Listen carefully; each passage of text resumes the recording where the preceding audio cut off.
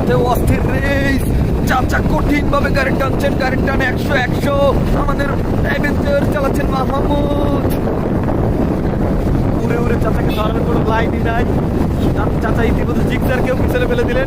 Hero 80cc অ্যাডভেঞ্চারকে খেয়ে দিচ্ছে, আর খেয়ে দিচ্ছে জিক্সার। বুঝি নাই, ও সরি হুন্ডা 80cc, আমি ভুল করছি। হুন্ডা 80cc দিয়ে খেয়ে দিচ্ছে অ্যাভেঞ্জারকে। ও টাটার 100 পুরোই মাথা নষ্টটা।